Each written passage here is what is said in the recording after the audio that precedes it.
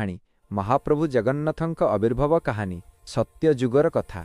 ମାଳବ ଦେଶର ରାଜା ଇନ୍ଦ୍ରଦ୍ୟୁମ୍ନ ଭଗବାନ ବିଷ୍ଣୁଙ୍କର ବହୁତ ବଡ଼ ଭକ୍ତ ଥିଲେ। ସେ ନୀଳମାଧବଙ୍କୁ ଦର୍ଶନ କରିବା ପାଇଁ ବହୁତ ବ୍ୟାକୁଳ ଥିଲେ। ବହୁ ଖୋଜାଖୋଜି ପରେ ଜଣାପଡ଼ିଲା ଯେ ଶବର ମୁଖିଆ ବିଶ୍ୱାବସୁ ଗୋଟିଏ ଗୁମ୍ଫାରେ ନୀଳମାଧବଙ୍କୁ ପୂଜା କରୁଛନ୍ତି। କିନ୍ତୁ ଯେତେବେଳେ ରାଜା ସେଠାରେ ପହଞ୍ଚିଲେ ଭଗବାନ ଅନ୍ତର୍ଦ୍ଧାନ ହୋଇଗଲେ। ରାଜା ଦୁଃଖରେ ଭାଙ୍ଗି ପଡ଼ିଲେ। ସେତେବେଳେ ଆକାଶବାଣୀ ହେଲା, ହେ ରାଜା, ତୁମେ ଚିନ୍ତା କର ନାହିଁ।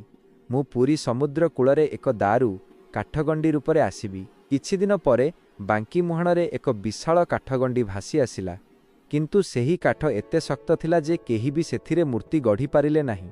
ଶେଷରେ ଜଣେ ବୃଦ୍ଧ କାରିଗର, ଯିଏ ସ୍ୱୟଂ ବିଶ୍ୱକର୍ମା ଥିଲେ, ଆସିଲେ ଏବଂ କହିଲେ, ମୁଁ ମୂର୍ତ୍ତି ଗଢ଼ିବି, କିନ୍ତୁ ମୋର ଗୋଟିଏ ସର୍ତ୍ତ ଅଛି।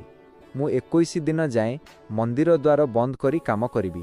ସେ ପର୍ଯ୍ୟନ୍ତ କେହି ଭିତରକୁ ଆସିବେ ନାହିଁ। ରାଜା ରାଜି ହେଲେ। କିନ୍ତୁ 15 ଦିନ ପରେ ମନ୍ଦିର ଭିତରୁ କାଠ କାଟିବା ଶବ୍ଦ ଆସିବା ବନ୍ଦ ହୋଇଗଲା। ରାଣୀ ଗୁଣ୍ଡିଚାଙ୍କ ମନରେ ସନ୍ଦେହ ହେଲା ଯେ ବୃଦ୍ଧ କାରିଗର ବୋଧହୁଏ ଭୋକ ଶୋଷରେ ମରିଗଲେଣି। ରାଣୀଙ୍କ ଅନୁରୋଧରେ ରାଜା ଦ୍ୱାର ଖୋଲିଦେଲେ। ଦ୍ୱାର ଖୋଲିବା ମାତ୍ରେ ବୃଦ୍ଧ କାରିଗର ଗାୟବ ହୋଇଗଲେ।